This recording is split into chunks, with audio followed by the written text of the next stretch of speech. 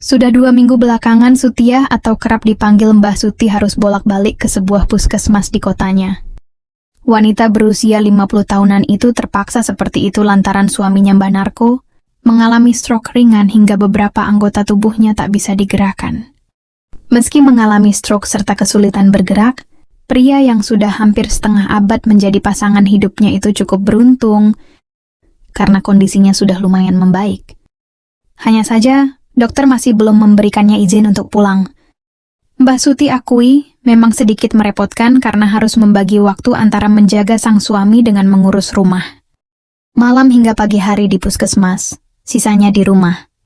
Sementara anak-anak mereka yang sudah berkeluarga, tak bisa setiap saat datang, lantaran masing-masing berada di luar kota mengikuti suami mereka. Seperti malam-malam sebelumnya, Mbah Suti kembali menginap di puskesmas untuk menjaga sang suami. Kebetulan ruangan sang suami cukup luas, di mana di dalam ruangan itu ada 4 dipan, hanya saja masing-masing dipisahkan oleh gorden yang dapat ditarik untuk menutupi dipan lainnya. Fasilitasnya pun cukup lumayan, di mana ada lemari dan juga TV yang menggantung dari langit-langit, serta 2 kamar mandi yang dapat digunakan bersama oleh pasien lainnya. Saat itu, selepas Isya Mbah Narko kembali mendapat pemeriksaan rutin, diikuti pemberian obat, setelah itu waktunya membersihkan diri. Sebenarnya, Mbah Suti bisa saja minta bantuan perawat untuk menyeka suaminya. Hanya saja dia merasa tak rela, dan sebagai bentuk pengabdian, maka dialah yang selalu menyeka suaminya. Usai menyeka Mbah Narko, Mbah Suti pun mengajak ngobrol suaminya itu. Saat itulah tiba-tiba saja sang suami meminta satu hal penting pada istrinya. "Bu, udah hampir seminggu loh Bapak puasa. Bapak sekarang ingin... Gimana kalau kita..." Mbah Suti yang mengerti ucapan suaminya itu pun sedikit kaget dan heran. "Ih, Bapak ngomong apa toh? Lagi sakit kok," protes Mbah Suti. "Di rumah kan bisa toh Pak, mungkin 3 hari lagi juga pulang." "Walah Bu, kan cuma sebentar. Yang ini kan sehat. Bapak udah nggak tuahan nunggu 3 hari loh Bu." Mbah Suti akui, memang sudah seminggu lebih mereka tak menunaikannya. Dia sangat paham, sang suami memang memiliki keinginan yang cukup tinggi. Syukurlah suaminya itu tak pernah jajan di luaran. Ya, sepanjang yang dia tahu selama ini. Sebagai istri, Mbah Surti sendiri tak pernah merasa bosan memberikan hak itu pada sang suami. Toh dia juga cukup menikmatinya. Sayangnya malam itu mereka bukan sedang berada di rumah. Apalagi di ruangan itu, mereka juga tak cuma berdua. Ada 1 pasien lagi yang baru masuk kemarin. Dan andai sang suami meminta sebelumnya, dia pasti takkan menoyaknya. "Tutup aja gordennya, Bu, terus jangan berisik." Memang benar mereka bisa menutup gorden. Hanya saja Mbah Suti tak yakin bisa menahan seruannya. Meski begitu suaminya terus membujuk, membuat Mbah Suti pun merasa tak tega. "Gimana kalau Ibu lahap saja, Pak? Nanti kalau udah di rumah baru Ibu kasih." Tawaran Mbah Suti pun diterima antusias oleh suaminya. Tak lupa Mbah Surti menarik gorden, lalu duduk di sebelah suaminya. Sesuai janji, wanita tua itu pun melahap dan memberi perhatian pada perahu motor yang sebelumnya sudah Mbah Narko siapkan. Menit demi menit pun berlalu. Mbah Narko pun merasa jika istrinya itu begitu terampil. Bahkan tanpa disadari, keinginan Mbah Suti pun mulai hadir. Andai di rumah, dia pasti sudah mendayung perahu motor itu pada pelabuhan, melewati malam dengan riang dan penuh kenyamanan. Tapi rupanya, tanpa diketahui keduanya, teman seruangan dengan mereka ternyata menyadari kegiatan baik itu. Mereka tak tahu bahwa ternyata Eko, pemuda yang juga pasien di sana, memiliki pendengaran yang tajam. Awalnya, Eko hanya senyum-senyum saja. Dia pribadi sangat maklum. Dalam situasi yang sama dan andai istrinya sendiri ada di sana, dia mungkin meminta hal yang sama. Sayang istrinya baru akan mulai menemani besok siang. Eko sendiri sebenarnya bisa dibilang sedang tidak sakit. Dia di sana untuk menjalani pemulihan akibat kecelakaan beberapa hari yang lalu, dan mungkin lusa sudah boleh pulang. Sejenak Eko mencoba mengalihkan pikiran dari seruan-seruan lirih itu. Sayangnya dia gagal. Dia justru membayangkan jika seandainya Mbah Suti yang tengah memberi perhatian pada perahu motornya. Seketika itu keinginannya pun hadir. Dengan ragu, akhirnya Eko putuskan untuk mengendap-endap ke batas gorden lalu memantau. Sontak pemuda itu terkesima. Rupanya jauh lebih indah dari bayangannya. Seorang wanita tuanan cantik tengah sibuk memberi perhatian pada perahu motor suaminya. Memang pada awal perkenalan, Mbak Suti sudah membuat Eko kagum. Meski telah berusia 50 tahunan, tapi bagi Eko wanita itu masih nampak seperti usia 25 tahunan. Di balik penampilan sederhana, wanita itu pasti juga menyimpan keindahan lainnya. Diam-diam Eko mencoba membandingkan Mbah Suti dengan istrinya sendiri. Dia akui, istrinya memang tak kalah dengan Mbah Suti.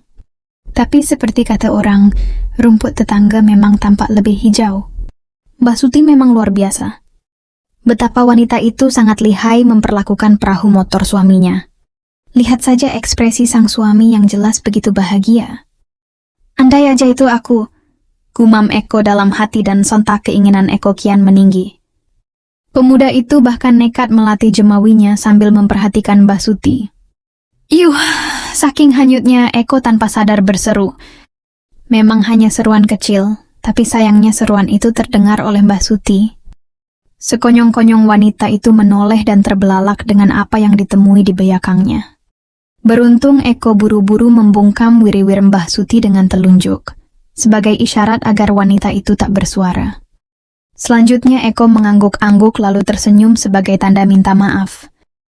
Tapi anehnya, Eko juga memberi isyarat pada Mbah Suti untuk melanjutkan kesibukan itu dengan suaminya. Tentu saja Mbah Suti marah. Berani sekali pemuda itu menguinsip.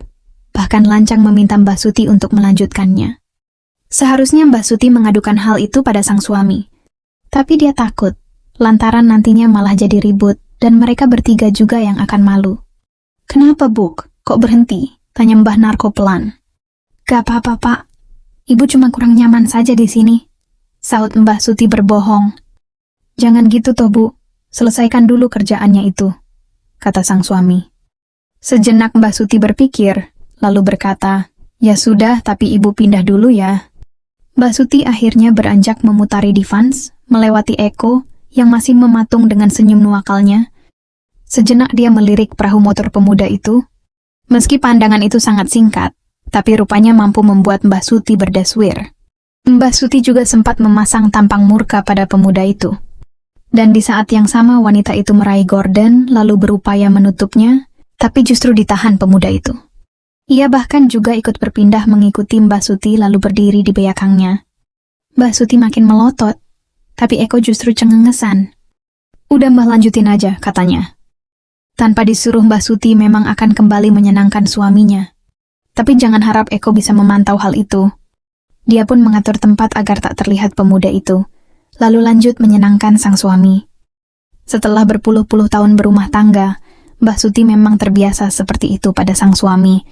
Tapi baru saat itu pula ada orang lain yang ikut memantaunya, terlebih seorang pemuda.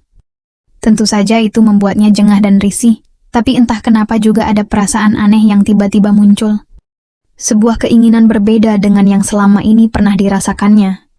Saat itu Mbah Suti justru sengaja sedikit menambah ritme perhatian pada perahu motor suaminya. Sehingga tak ayal seruan itu pun terdengar sedikit nyaring. Dengan begitu, Mbah Suti yakin jika Eko pasti mendegar dan makin kalang kabut karena keinginannya. Biar kapok, pikir Mbah Suti.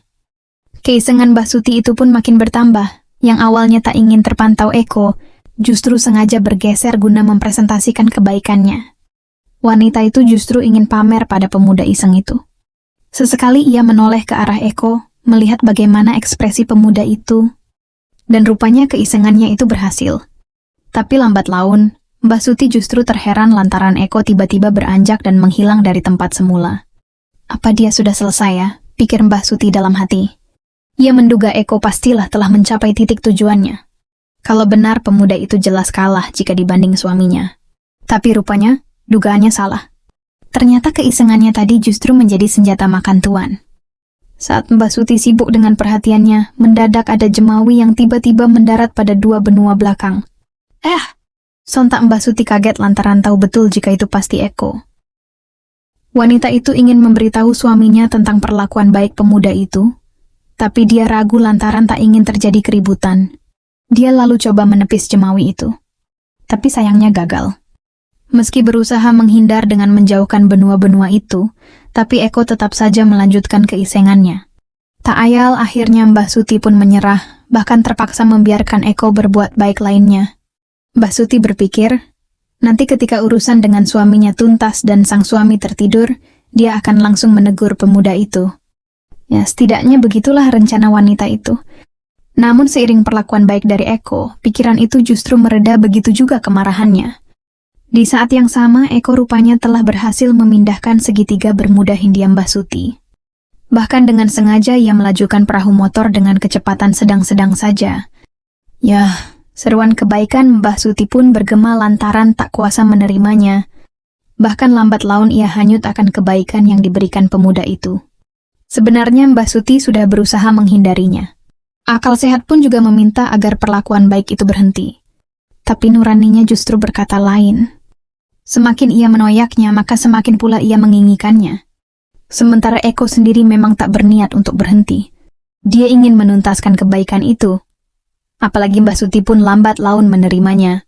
Mbah Suti pun kian bingung dengan perasaannya. Setelah berpuluh-puluh tahun menjaga kesetiaan, akhirnya malam itu dia tak bisa lagi menjaganya. Tentu saja dia merasa sangat bersalah, tapi hal itu sebanding dengan keindahan dan kenyaman yang didapatnya.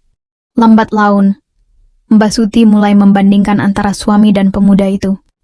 Dan harus diakui jika Eko memang lebih unggul lantaran usianya yang masih muda, dan juga spiritnya.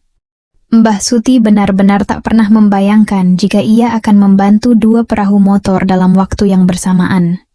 Meski begitu, Mbah Suti berusaha bersikap biasa di depan suaminya. Sampai beberapa waktu lamanya, "Bapak hampir tiba, Bu," kata Mbah Narko. Dan akhirnya tibalah sang suami pada tujuan dengan meletakkan pundi-pundi pada tempatnya.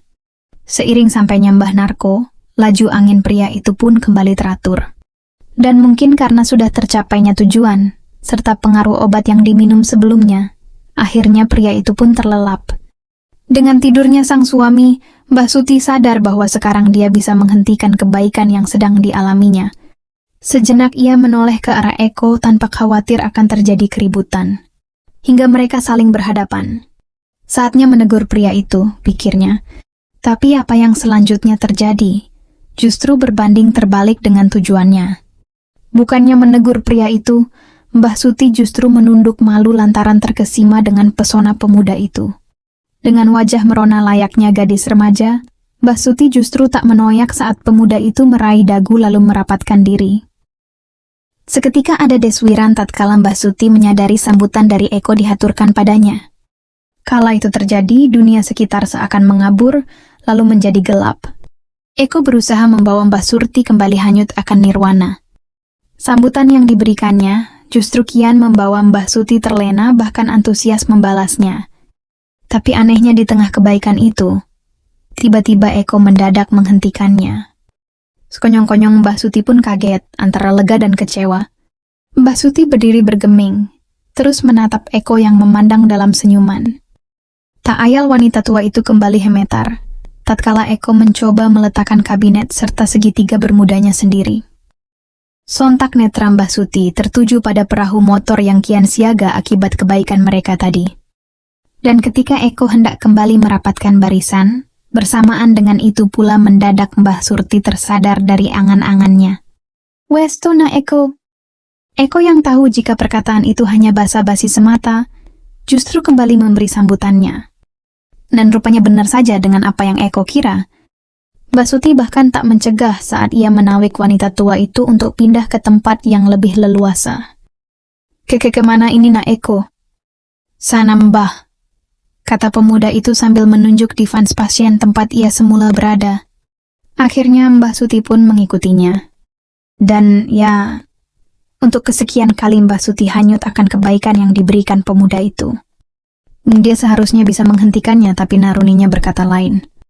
Mbah Suti kalah, dan justru mengikuti kata hatinya.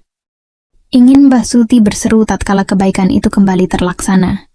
Tapi hal itu sama saja mengundang bencana. Akhirnya Mbah Suti hanya bisa membatin dengan ketangkasan dan ketekunan pemuda itu. Sampai beberapa waktu lamanya, setelah penantian dan usaha yang dilalui bersama, akhirnya baik Mbah Suti dan Eko tiba di waktu yang sama. Menit demi menit berlalu. Baik Eko dan Mbah Suti tak bergeming lantaran sibuk mengembalikan spirit dalam diri mereka. Rasa lelah dan kantuk menghampiri keduanya. Sampai akhirnya perlahan kesadaran Eko memudar dan terlelap dengan sejuta angan-angan yang sudah tercapai sebelumnya. Mendapati hal itu, Mbah Suti pun kembali duduk di samping suaminya. Ia kembali bersikap biasa seperti tak ada apa-apa. Hanya saja kebaikan yang baru saja diterimanya, tak akan pernah ia lupa, dan mungkin akan ia kenang selama-lamanya.